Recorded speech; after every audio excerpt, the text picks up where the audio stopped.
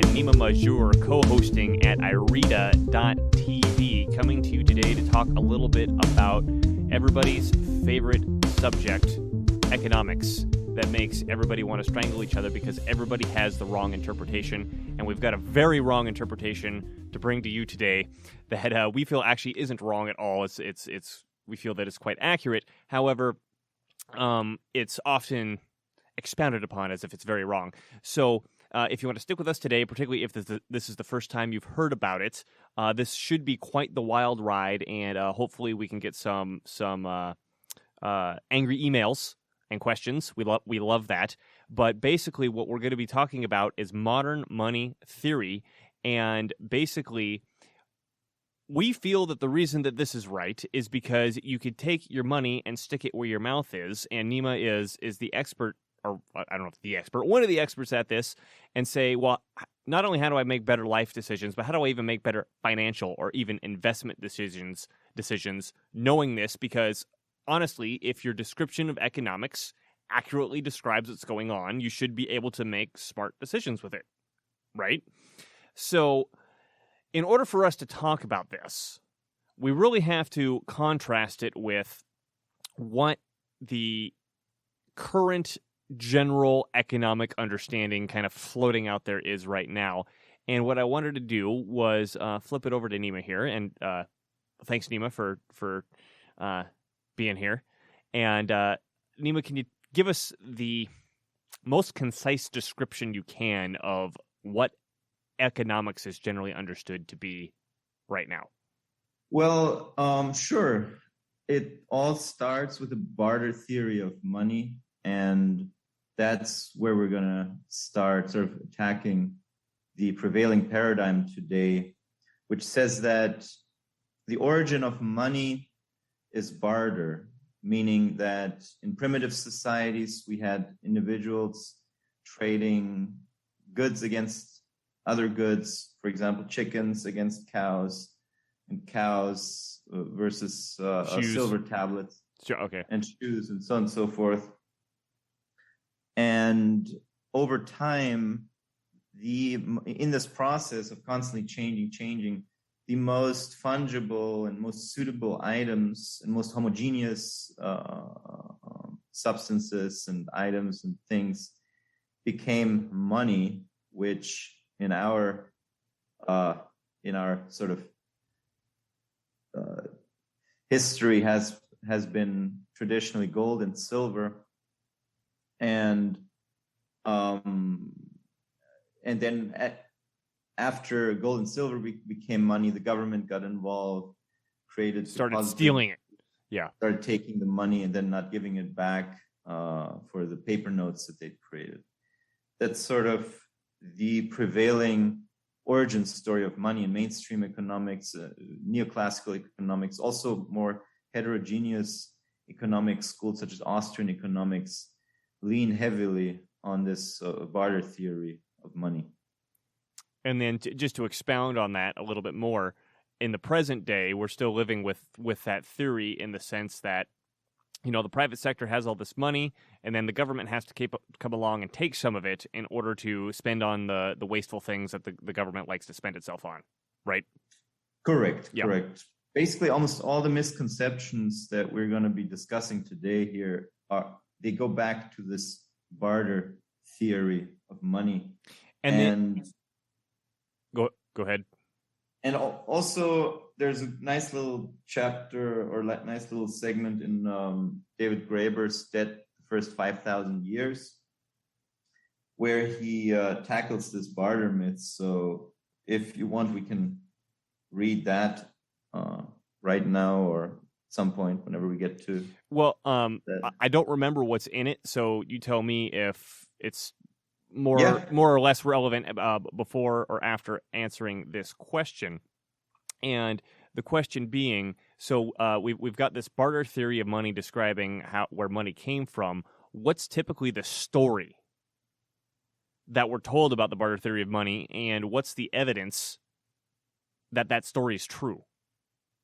Well, the story is that individuals back in the day when we had more primitive societies where we're engaged in barter on a large scale, exchanging goods against goods, and then sorry to interrupt you. It's the something of least wants or something of most wants. So basically, I have a ton of chickens, you have a ton of cows.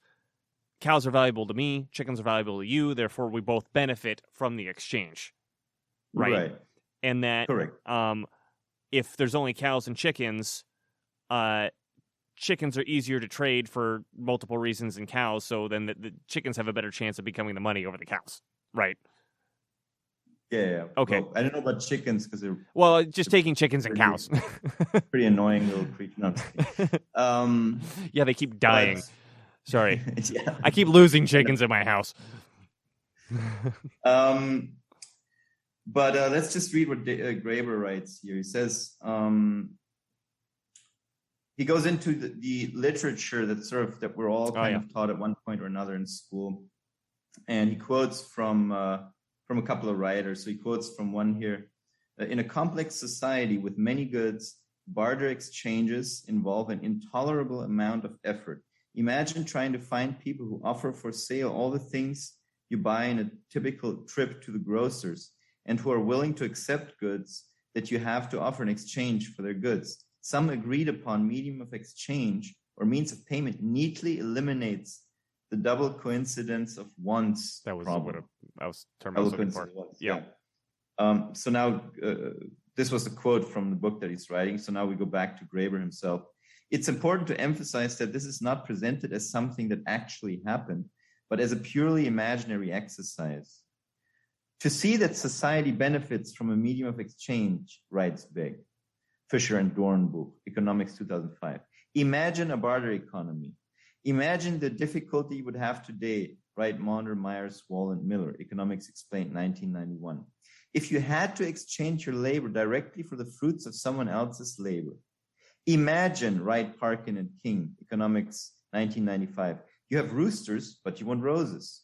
One could multiply examples endlessly. Just about every economics textbook employed today sets out the problem the same way. Historically, we know that there was a time when there was no money. What must it have been like? Well, let us imagine an economy something like today's, except with no money. That would have been decidedly inconvenient. Surely people must have invented money for the sake of efficiency. The story of money for economists always begins with the fantasy world of barter. The problem is where to locate this fantasy in time and space. Are we talking about cavemen, Pacific Islanders, the American frontier? One textbook by economists Joseph Stiglitz and John Griffel takes us to what appears to be an imaginary New England or Midwestern town. One can imagine an old-style farmer bartering with the blacksmith, the tailor, the grocer, and the doctor in his small town. For simple barter to work, however, there must be a double coincidence of wants. Henry has potatoes and wants shoes. Joshua has an extra pair of shoes and wants potatoes. Bartering can make them both happier. But if Henry has firewood and Joshua does not need any of that, then bartering for Joshua's shoes requires one or both of them to go searching for more people in the hope of making a multilateral exchange. Money provides a way to make multilateral exchange much simpler. Henry sells his firewood to someone else for money and uses the money to buy Joshua's shoes. Again, this is just a make-believe land, much like the present, except with money somehow plucked away. As a result, it makes no sense. Who in their right mind would set up a grocery in such a place? And how would they get supplies? But let's leave that aside. There's a simple reason why everyone who writes an economics textbook feels they have to tell us the same story. For economists, it is in a very real sense the most important story ever told. It was by telling it in the significant year of 1776 that Adam Smith, professor of moral philosophy at the University of Glasgow, effectively brought the discipline of economics into being. So, in other words, this whole story that modern day economics depends on, relies on, is a story of fiction, and there's no evidence to back it up. And there's lots of evidence to back up And let me be contrarian there for you, yeah. because the first time I heard this, I was very contrarian, and I believe you were too. Is that first and foremost, are you suggesting that barter doesn't and never has existed? No, I'm sure that barter occurs from time to time. It occurs in our economy today. It occurs in monetary economies, ironically, where everything is based on money, but people happen to have this double coincidence of wants, and maybe they're friendly, they know each other, it's convenient. You might. And I asked that question because I have gotten that question myself a few times, and I think it's important for us to point out we're not saying that barter doesn't exist. What we're saying is that A, barter isn't the basis of an economy, and B, that barter we're getting into more details about this, but B, that barter isn't what led to money. Correct. Right. So you were about to get into the credit theory of money? Well, yeah. So the competing theory is the so-called credit theory of money, which basically, in a nutshell, it says that, let's say we have John and Henry in some economy again, and John or Henry is a shoemaker and he sells shoes, and he makes shoes, gives them to John, and John in return gives Henry an IOU that says, I owe you something like these shoes. In the value of these shoes. Yeah. I owe you something, or in the value of these shoes, or I owe the holder of this IOU something like these shoes.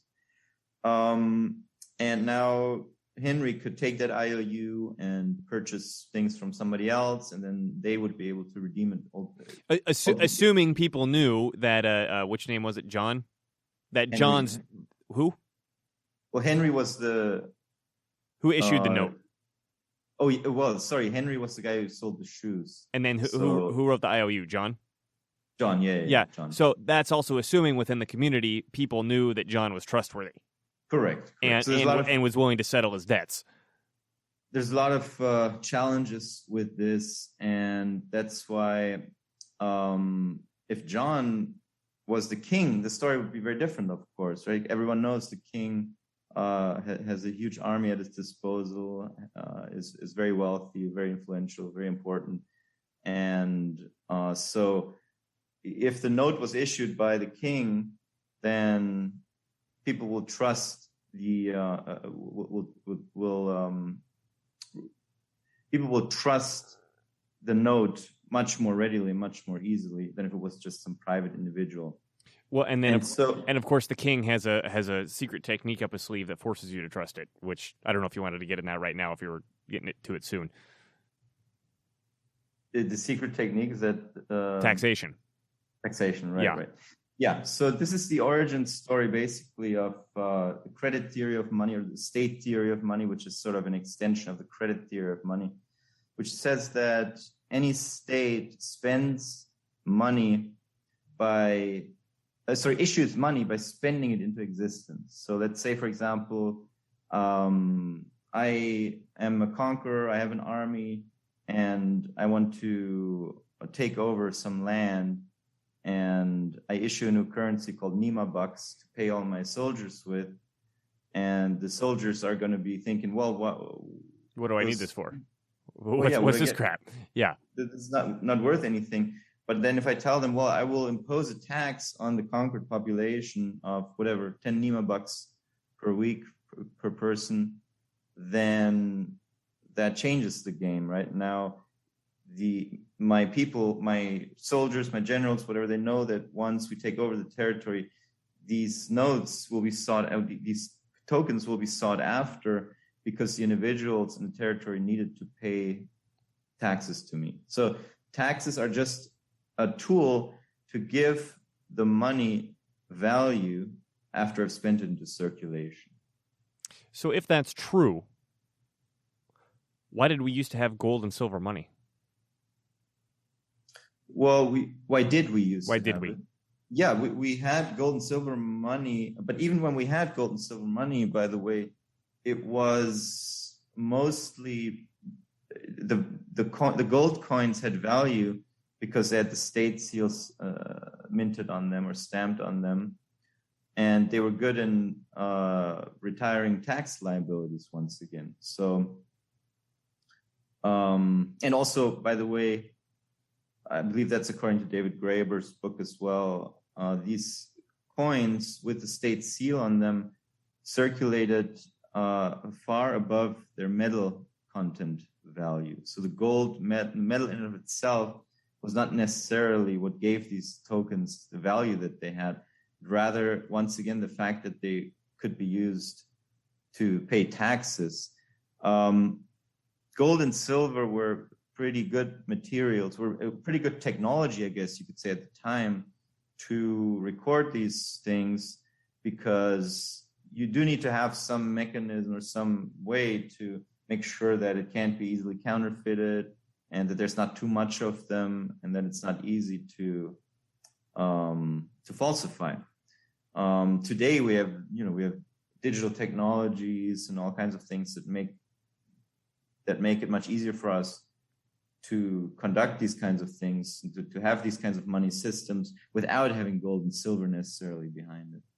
Well, and then, another thing to add to that is, I didn't realize this until I read David Graeber's book, is that our knowledge of money, relying on written resources, dates back earliest to Sumeria, 3000 BC.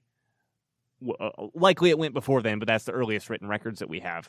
And then we don't see gold and silver coinage appear until about 800 BC. So in terms of the written records that are available to us, we've got over 2,000 years of non-gold and silver money, credit money specifically. I don't know if we'll have time to go into it here, but David Graeber in the book goes over clearly why the money was credit money at the time. And then even after, there was kind of two rounds in history, again, that we know of, where we see gold and silver money. The first one was from about 800 BC to 600 AD, and this is worldwide. The axial age. The axial age. This is worldwide minus the Americas, because we don't really know what was going on there back then. And then the coinage disappears roughly from 600 AD, and then, what was it, 1250? Was that the date? Something like 1450. I think it's something like 800 to 1400. Okay, so medieval era, like late medieval era, is that the coinage starts to appear again. And during those times where we don't have that coinage, you see very clearly credit systems have been established. And, one of the things I wanted to go back to was, we were speaking about the barter theory and saying, okay, here's these fanciful stories that these economic textbooks like to talk about. And they always use the word imagine, and often they'll actually give kind of a pretty ridiculous description of a grocer opening up in a place where there's no money. Like, that doesn't even make sense. So, in terms of evidence, I wanted to point this out, that in the historical, the archaeological, and the anthropological evidence that we have, there's nowhere that we see a society basing its economy off of barter. The one exception to this that we see is jails or prisons and prisoner of war camps, which is very typical for cigarettes, for example, to become money. And if that's the only example that we could find, I think it's pretty easy to just explain it by saying, look, these are people who grew up in money systems, and then they found themselves in a situation where they didn't have access to money, so they turned something into money because they grew up with that. Right? Correct. So, did you want to say anything else more about the evidence of barter versus the evidence of credit? Yeah, well, I want to speak some more to the evidence of credit. Yeah. So we have all kinds of anthropological evidence from way back when, that these kinds of tools were used, or these kinds of tokens were used in payment by the state that would have to be matched up against some, for example, tally sticks. Okay, a British government would pay people in tally sticks, which is basically you take a stick, you break it in two, you keep one half of it, and then you hand over the other half as payment to whoever, somebody who you're paying. And then the tally stick would be good in tax payments. So whoever held the tally stick could come back to the king and pay their taxes with it, and then not have to surrender their food or their produce or whatever. And because the breaking pattern is very regular, so you could easily match up the tally stick back to its stub. I think that's where the term stub actually comes from. And that way you would know it was really one of the king's tally sticks. So these tally sticks were absolutely used by the British crown. And also there's evidence of the bar tab during the Sumerian days where, people who went to a bar, they would just basically, they wouldn't necessarily make payment right then and there, but the bar owner would mark their debts on a bar tab. And they'd settle up once every year or twice a year or something like that. And that also, the evidence is more clear of that one during the medieval era. Yes. Right. Yes. And then, again, David Graeber's book just gives example after example after example of this sort of stuff on the credit side. And the only example we could find on the barter side is the prisoner example. Another historical point that I wanted to point out, because a lot of people will jump up and down and say, well, what about Rome? So Rome had gold and silver coinage, and then they debased it, and it caused all this inflation, and we're going to be talking about inflation later. And that was the issue, is that they went away from the real money, the gold and silver, and kept debasing it, which is arguably one of the major issues that brought Rome down. And this isn't in David Graeber's book. I picked this up from The Lost Science of Money by Stephen Zarlinga. He's not an MMT guy, but he's a credit theory of money guy. And I didn't realize that Rome, if we start Rome from approximately 780 or so, didn't introduce BC. Yeah, thank you. Didn't introduce silver coinage until after the Punic Wars in 216 BC. I want to say. I'm not sure if that's the exact date, but that's roughly the date. And up until then, they used bronze. And the question is, well, if this if gold and silver was money and they're using bronze, what the heck is going on? And Stephen Zarlinga makes the argument that the Romans at the day understood that the money had a legal value, not a material value, and it lasted for 500 years. And that this is hard to say with any sort of certainty, but his hypothesis is that one of the reasons of switching over to silver is that when the Romans actually really started conquering all of Italy, the soldiers would go to another area, and that area was using silver. And so in order to pay the soldiers to spend money in that other area of Italy, they give them these silver coins. However, what's very interesting is that the silver coins they gave to the soldiers to spend abroad had no unit mark on it. There wasn't a 1 or a 10 or anything else on it. And they for the silver coins that they started minting at home, it did have that mark on it. So the ones at home still had the legal value, but they knew once they left Rome, they didn't have legal value anymore, just like, dollars don't have legal value outside of the United States, although the United States is a bad example because everybody seems to want dollars over the whole world. Let's say Bulgarian money doesn't have any value outside of Bulgaria, for example, right? Nobody's going to accept Bulgarian money in the United States. The point I wanted to make is that there's a legal value to this money, to all money, and by really analyzing down at what's going on in the Roman situation on the front end, not just on the back end. We can talk about the back end later, but on the front end, they started with very obviously legal money with bronze, and even when they originally switched to silver, they had two versions of it. One was clearly legal because they had a number on it designating, this is worth one. I can't remember what the unit of money was, and one without it because they knew it's just here's just some metal that you can go trade metal for whatever that value is over there. Okay. Yeah. I don't think I even told you that one yet. Yeah. No, it's a new one. But yeah, I mean, I found that fascinating as well. That that's really a strong argument for the credit theory of money, and that part's not important. Go ahead and take it back from where you're at. Well, just to go back to the time periods, just so just to make sure we complete that picture. What Graeber suggests is that the earliest monetary system that we're aware of is a credit money system, which is the period of the great agrarian empires, which goes from about 3500 BC till about 700 BC. And then, as you mentioned, 700 BC till about 800 AD, we have the axial age, which is a time when gold and silver coins were used more often.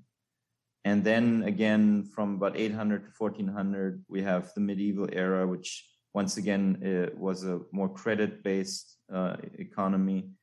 And then from 1400 through 1971, I believe, we had a gold-oriented economy again. And then from 1971, when Nixon took the US off the gold standard, through today, we are back in a credit money paradigm. Important point. I don't know if you remember this. Warren Mosler told us this before.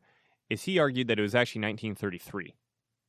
Because even though Nixon took us off the gold standard, that was the international gold standard. Yeah, it was a gold exchange standard. Yeah. It wasn't even really a gold standard. And Americans weren't allowed to own any gold, in fact, during that whole period. Yeah, because FDR got rid of the national gold standard in 1933.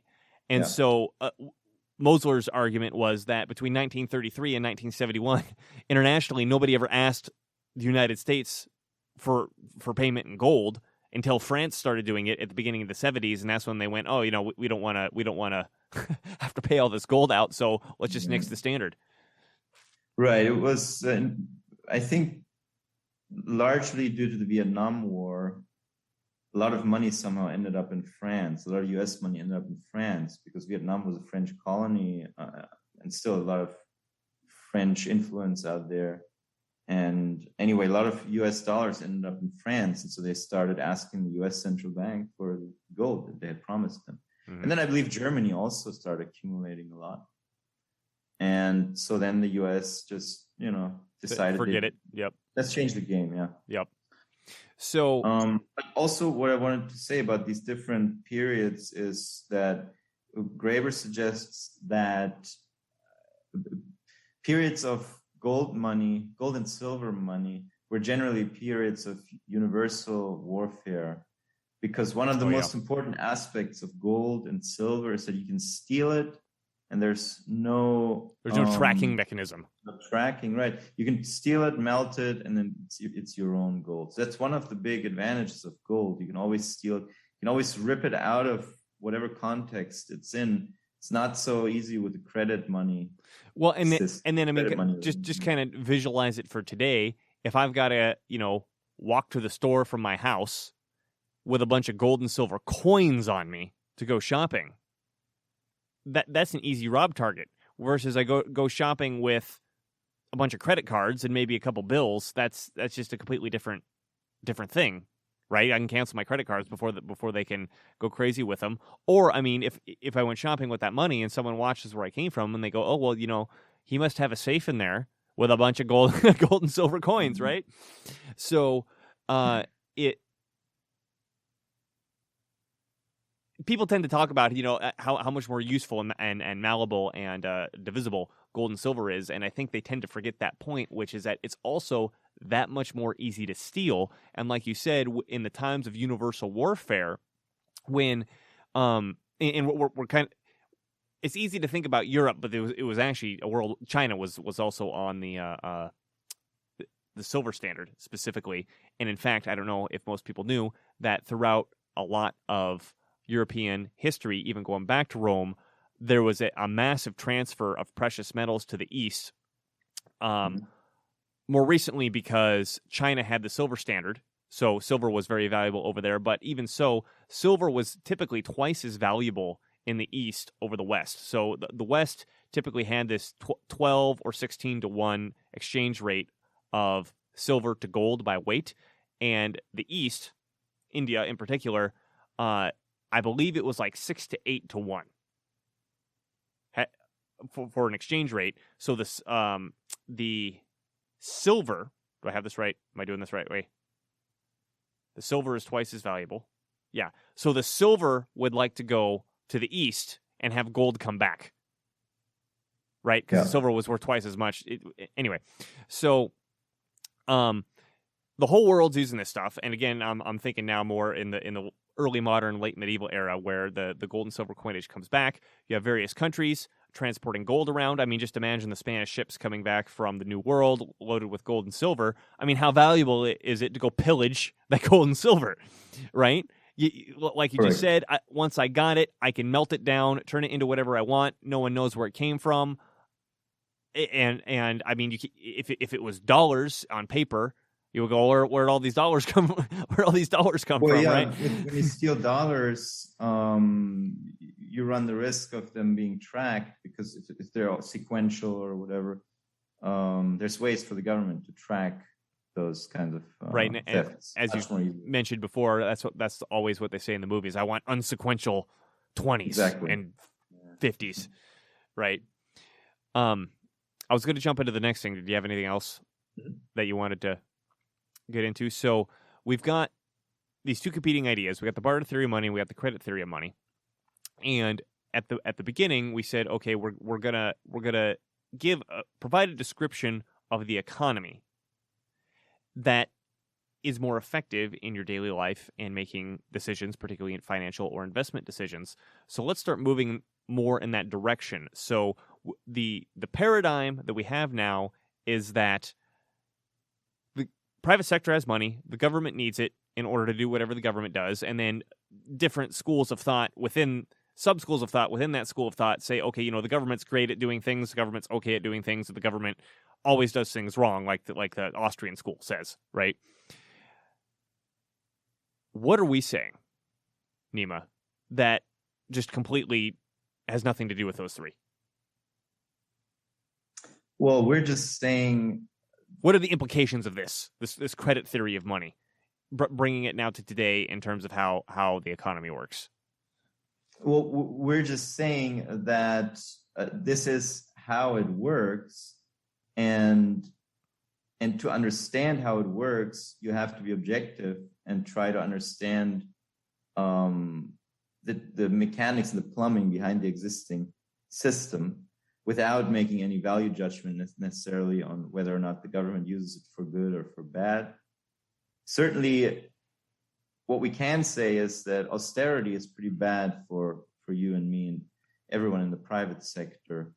So let's get into that.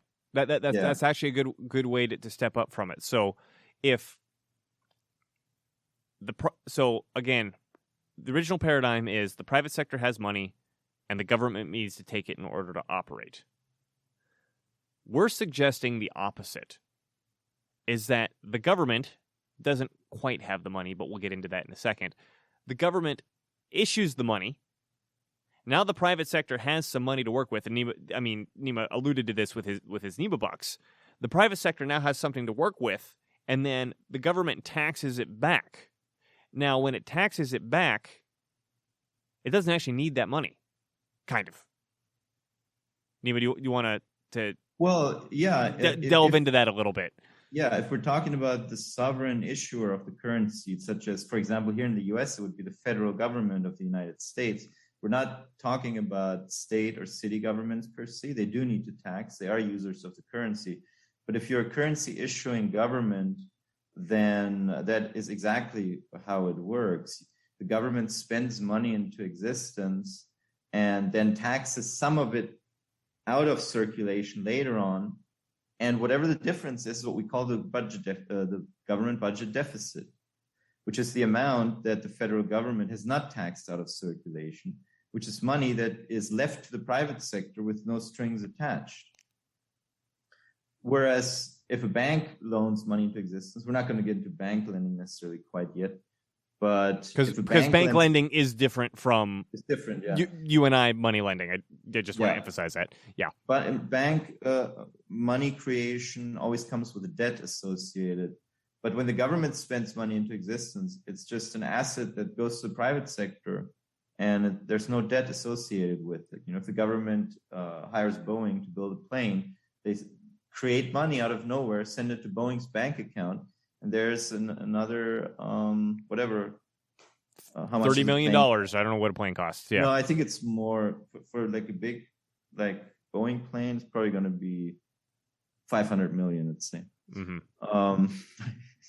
Not that I'm an expert. Well, the only one I remember is when Trump got in the office. They had a Air Force One plane that they were trying to sell to the government for $4 billion, and he sent it back saying too expensive. I don't remember what he negotiated. He got him down to. Yeah, he got him down by 50% or so. Yeah, but so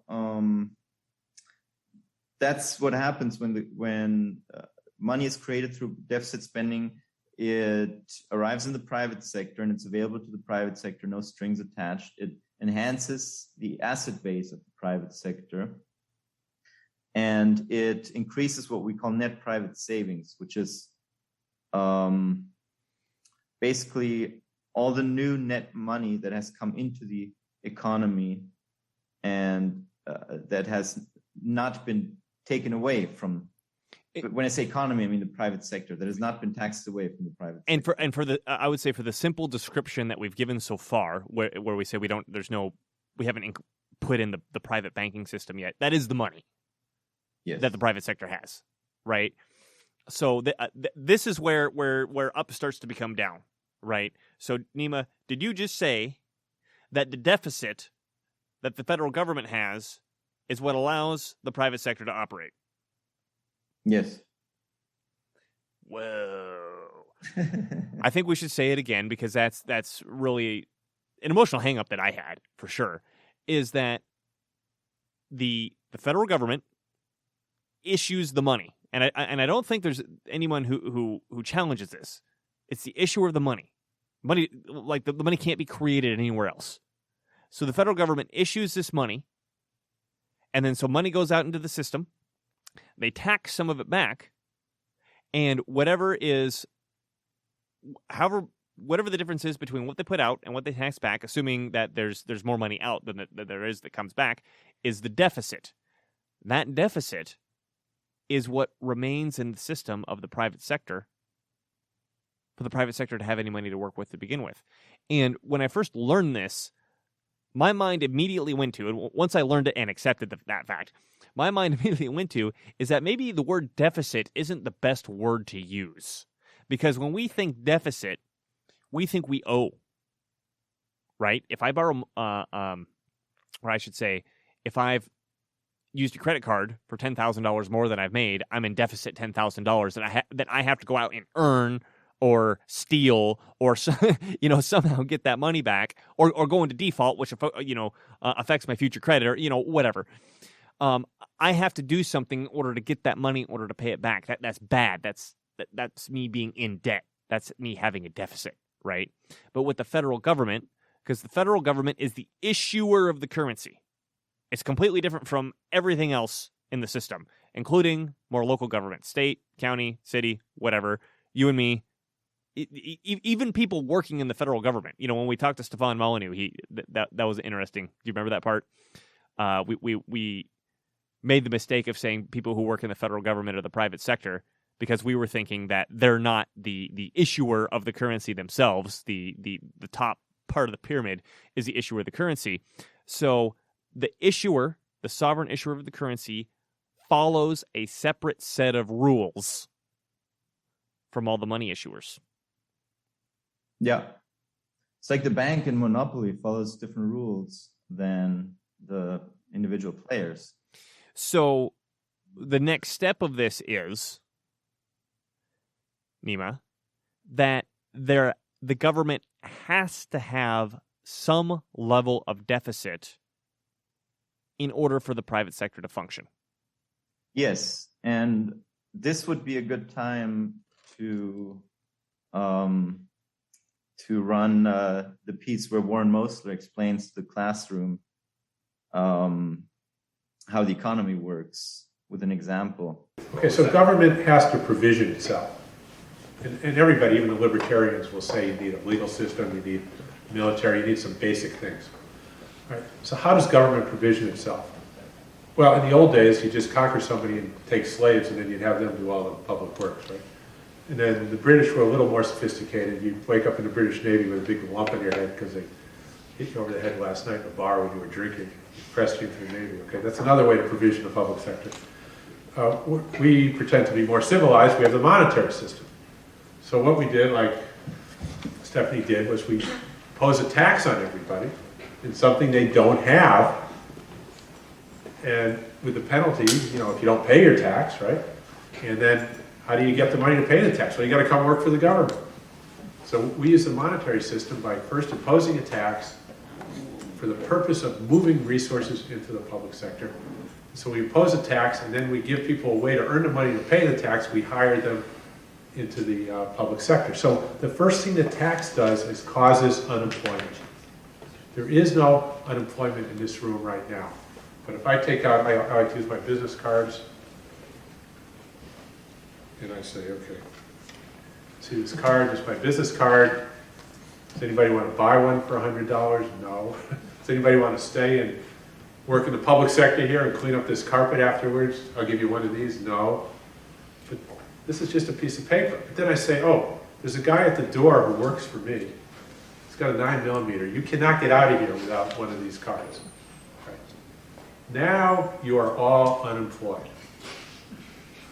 You weren't unemployed before. You weren't looking for a job that paid. Unemployment is looking for a job that paid in my cards. You were not unemployed. But now you are looking for a job to earn these cards because you need them to pay the tax to get out of the room. So the first thing the tax does is create unemployment. And then the government hires everybody to do the job it wanted. It hires all the unemployed that it created with its tax. So what sense does it make to unemploy more people than you need to hire? It doesn't. The tax should never unemploy more people than you want to hire. And so here's government using the monetary system to provision itself. It's only provisioning itself to the extent that the politics wanted provision. This many soldiers, this many legal system, whatever. Build the roads, build the schools, don't build the schools, private schools, public schools. Figure it out. Figure out how the politicians want the government, the political process, what size government you want, and then you impose a tax to unemploy the amount of people that you want to provision that government and no more. And that'll invariably be a tax that's smaller than the spending.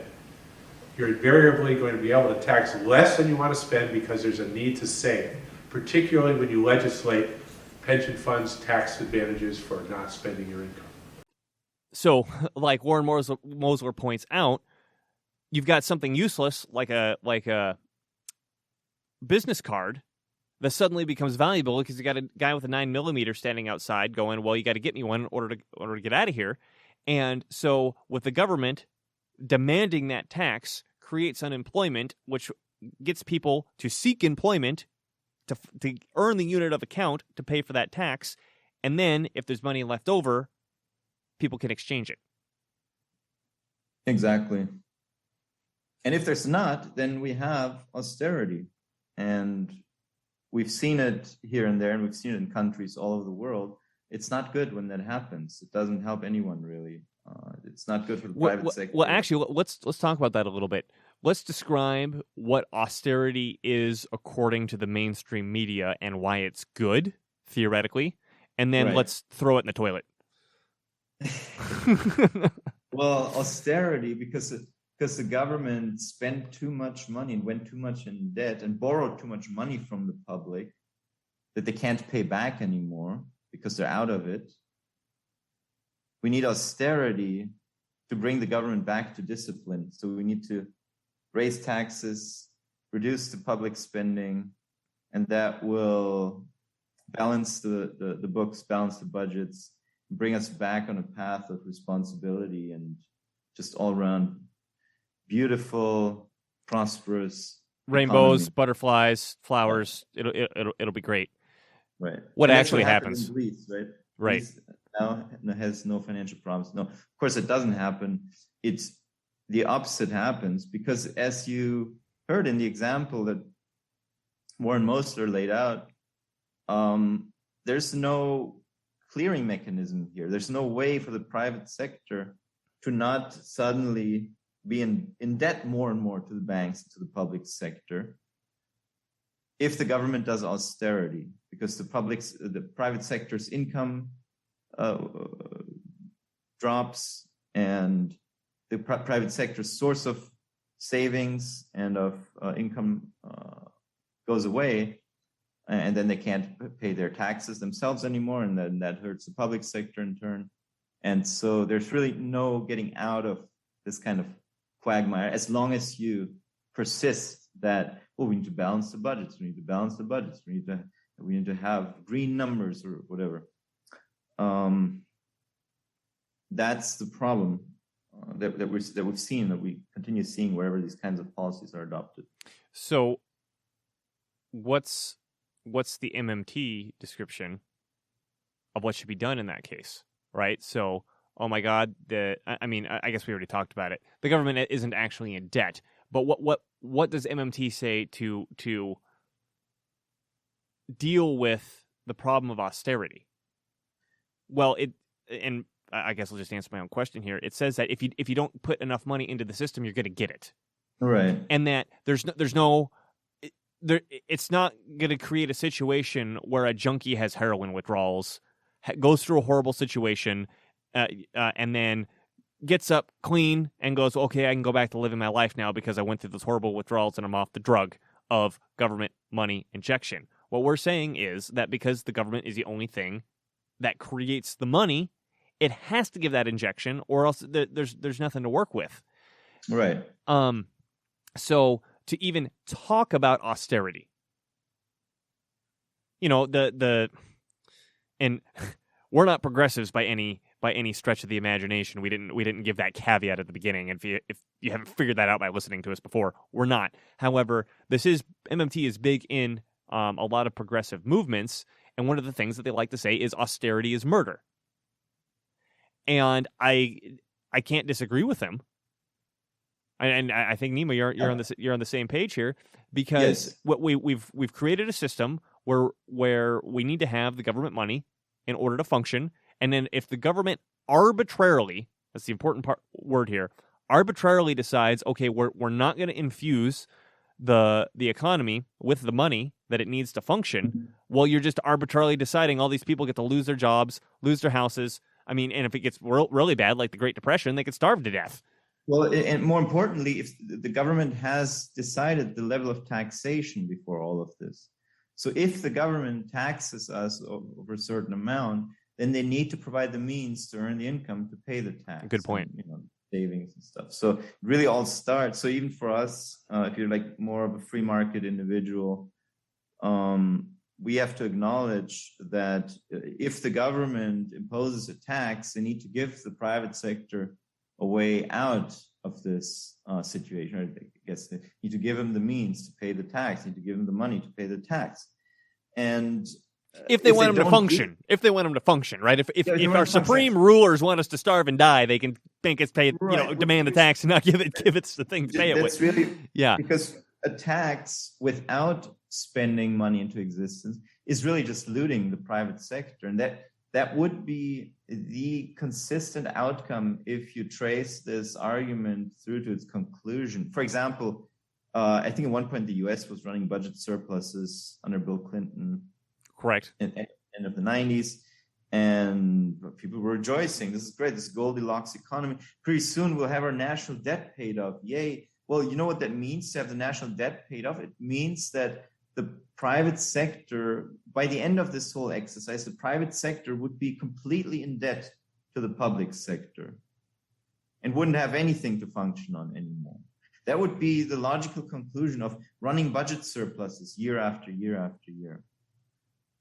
So yeah, if the objective is to loot and starve the private sector, then that is not only is it the logical conclusion, it's the empirical conclusion as well. Do you mind actually going. So you mentioned 1 out of 7, right? So we've had 7 times in U.S. history where we've had a depression/recession, right?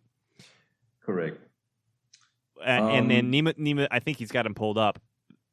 Every single depression or recession in United States history was preceded by the government either balancing the budget or paying off the national debt, or attempting to.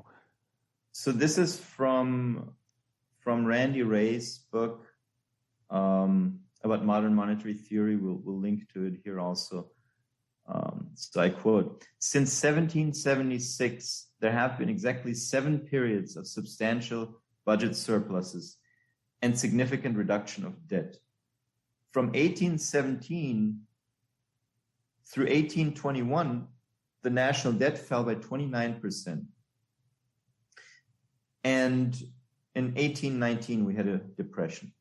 Then from 1823 to 1836, the debt was entirely eliminated, thanks to Andrew Jackson. And then in 1837, we had a depression. Oh, and then from was it? I'm making fun of Andrew Jackson over here. Keep going. Oh, did you fight the bank, bro? Yeah. From 1852 to 1857, it fell by 59%. So the debt was reduced by 59%. And once again, 1857, we have a depression. And then from 1867 to 1873, it fell by 27%. And in 1873, we had another depression. And from 1880 to 1893, it fell by more than 50%. And then in 1893, we had another depression.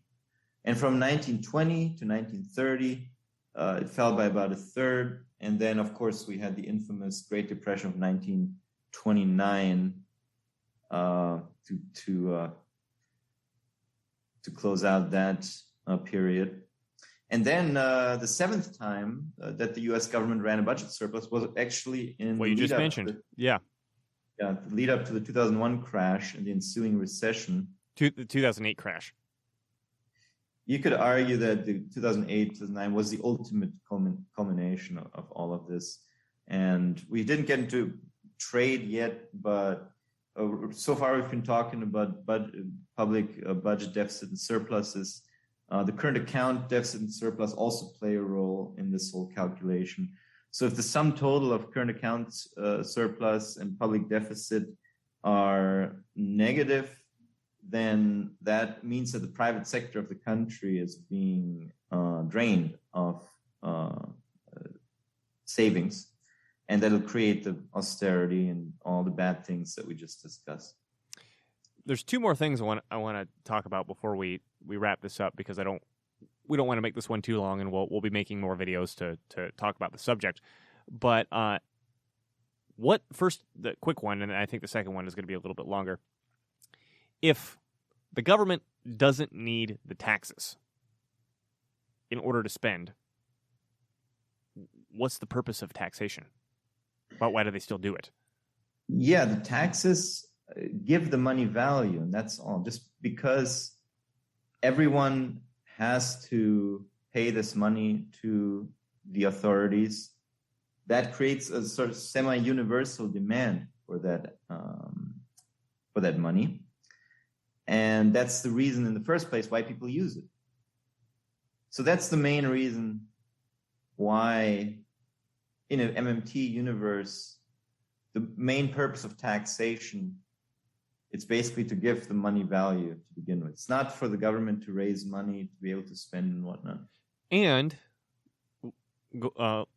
leading into the second thing I wanted to bring up, even though it can affect this, its main purpose is not to control inflation, because I'm sure that's the word that's in everybody's head right now, right? Inflation. It's not there to control inflation, because you and I have both read many articles that criticize MMT because their interpretation of what MMT is saying is that, well, taxes are just there. The taxes will control the inflation. That's why we're not going to have any inflation, and that's wrong because of X, Y, and Z. And then we argue that no MMTer says that taxes are there to control inflation, right? Some of them do say that for some reason, but well, I mean, they're not saying that that's the prime reason for taxes. Right. Yes, it does. it does and can affect inflation, but that's the next topic that I wanted to get into was, and I'm sure this will be on tip of everybody's tongue every time, because personally I think this is the most complicated topic within this conversation is inflation, but I wanted to take a little bit of time to just at least starting to get into it of, okay, so great Nima, great Dylan, great Irida.tv. You've said that we have the situation where the government could just put money into existence and the private sector needs it. That's fine. I get that, but they can't keep doing that forever because the money's inflating. Right? So can you explain, at least cursorily, I don't know if I pronounced that right, cursorily, why printing of money doesn't necessarily cause inflation? Right. Because when money is created, it is used to produce things. And if the production keeps up with the money supply, then that means that we don't necessarily have to have inflation resulting. Money supply has gone up, and goods and services that you could buy that money with have gone up. Right. Exactly. Right. And do you want to talk about the bathtub example? The what? The bathtub example. Oh, yeah. Well, the bathtub is just an illustration, basically, to illustrate all of what we just talked about, where there's a faucet at the top, which would be the government spending money, and the money or the water flows into the bathtub, and then there's a drain at the bottom, which is taxation, which pulls the money out of existence, pulls the money back out. So then, whatever you have in the bathtub at any given moment, if the outflow of water accelerates, I guess, then the water in the bathtub is going to go up and up. And at some point, it may overflow, which would be inflation. Produce too much money chasing too few goods and services. Right, and then MMT acknowledges that we can have inflation as a result. But then also, if you increase taxation too much, the drain gets bigger or whatever, then you would lose all the water in the bathtub, and that's also not good because then you have no economy. And you have austerity. Then you have austerity. Well, and then just to give a specific example of what it means when that water's filling up. Again, let's look at unemployment, right? And then also, for the sake of argument, I want to take unemployment insurance and welfare and Social Security and all that stuff out of it. We'll get more complicated as we go on, right? But if there's an unemployed person in the system, and again, unemployment is a result of that person wanting to get the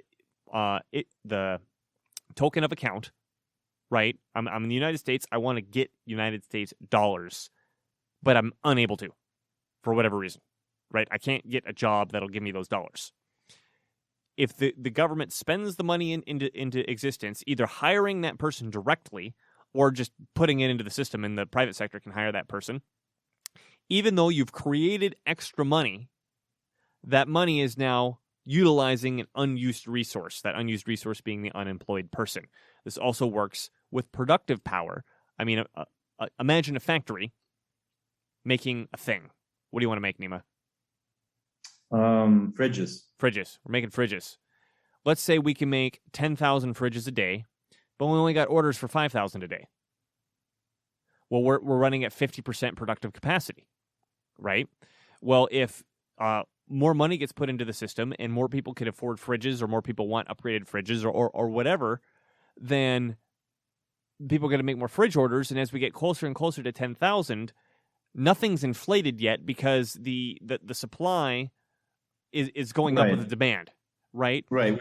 We have the productive capacity is there to fulfill the needs and to meet the demand of increased deficit spending or increased money in the economy.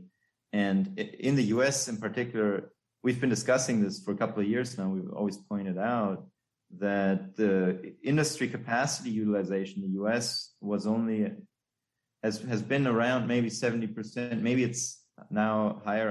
I haven't checked recently, but definitely during the COVID lockdowns, it collapsed big time. And that's also part of the reason why we were able to have these gigantic deficits without hyperinflation, let's just say. Of course, Right, and I actually want to talk about that next, so don't say too much about that yet. Okay. Because what I wanted to say first was going back to the refrigerator factory example, is that when we get to 10,000 fridges a month, and then we get that 10,000 in first order for the month, now there's somebody who's going without a fridge, right? And now there's more money chasing a finite number of goods. So if we were to say, okay, now there's 20,000 people ordering fridges this month, and we can only do 10, again, ignoring the fact that we could, get capital and build a new factory, all that sort of stuff. But which is another reason why introducing the money is a good idea, because people could take that money and go build a factory with it and produce 20,000 fridges a month. But before we do that, we've got 20,000 orders. We can only do 10,000 fridges. Well, now you've got people bidding up existing goods, right? Yeah. Now there's kind of an auction system in place where we go, okay, well, there's a ton of money here. There's too few goods, so we could fight each other for it to bring the price up. That's what we mean by this bathtub example when you're filling up the water, is while that water's filling up into the bathtub, you're utilizing unused resources. Once that water starts to slop over, you're throwing too much money at too few resources. And now this is super duper oversimplified because it's assuming like the economy is just kind of like this flat sea where the whole thing rises and falls at the same at the same rate, right? I mean, Nima's given this example numerous times when we've talked in other places. But like, for example, engineers. Right? Engineers are highly valuable, and the military likes to hire them and use them. And so the military will pay a lot of money to pull these engineers out of the private sector. And so there's not that many engineers left over in the private sector. So they're more valuable and they get bid up. Right? And that's just because the government decided that they needed those engineers for their own work. Right? It could be really, really specific with things like that. So, well, on top of that, also, if the government spends the money on military, then that in itself, yeah, they're goods that are never going to be sold to the consumer, and so there's going to be a lot of income generated, but no goods to the consumer, which is inflationary as a tendency.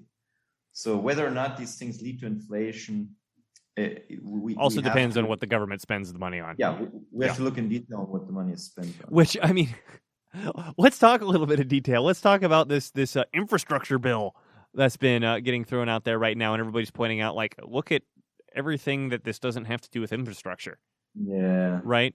Well, and then, because, I mean, it's well known at this point that, particularly in the federal government, everybody throws whatever they can into a spending bill because they want to pay off their own cronies or, the own people that they owe favors to. Well, yeah, if you're going to hire a contractor for $100 million and he only does $10 million worth of work and he goes off and steals the other $90 million, that's inflationary. Right? Because you just introduced $100 million into the system and $90 million of it just got absconded with. So, again, we started off simple. There's a little added piece of complication here. Things are complicated and you really got to look at the details. And, one of the details is, yes, the government needs to spend, but how are they spending that money? How is it getting into there? And, at a future date, we'll talk about the federal transition job, which I think is a very fine detail to discuss when we're talking about this. But before we do that, or before we get to that day, I did want to talk about, you mentioned it, what's up with the inflation right now? Yeah. That we're seeing. Yeah. We're seeing, I think, on an annualized basis, I don't even know if it's gotten up to 4% or 5%, but yeah, we're seeing some higher levels of inflation than we've grown used to over the past decades. And that's something that we have off and on in our previous discussions predicted from this deficit spending. At the same time, we weren't among those who said that, oh my God, we're going to have hyperinflation and money's going to be worthless.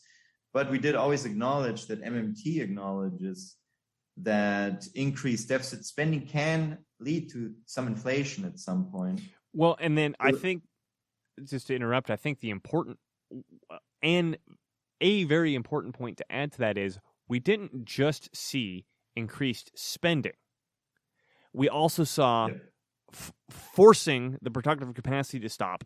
We're seeing, particularly since Joe Biden got into office, we're seeing, okay, turn off the Keystone Pipeline and screw up all the energy costs. Well, gas has gone up, almost $2, $1.50 on average since he got in office. And then, that's not just gas, that's natural gas, that's diesel, that's kerosene, that's, whatever.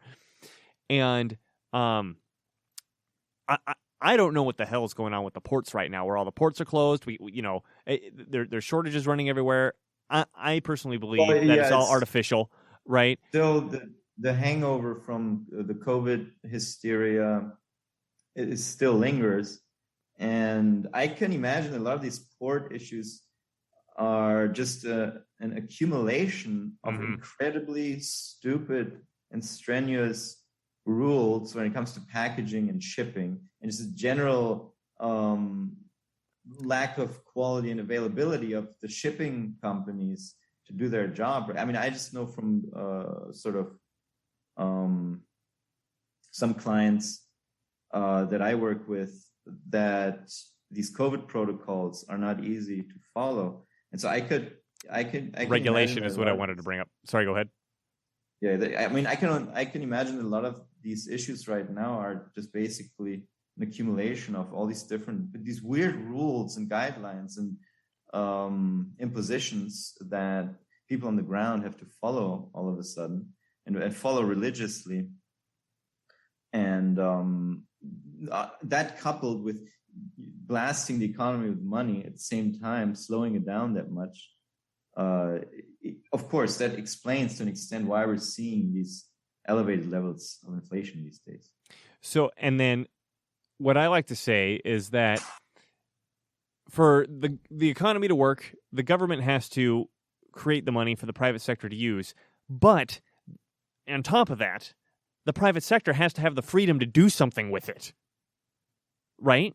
And if there's so many regulations and so many rules, and particularly now we got all these COVID rules where they're constantly changing, and they're different by state, they're different by city, they're different by county, they're different by country, and okay, everybody's getting fired because they don't take the vaccine, and we had this shock where everybody stopped everything, and particularly, Joe Biden's trying to put all the regulations back. I don't know about all of them, but he's putting regulations back that Trump tried really, really hard to get out of there.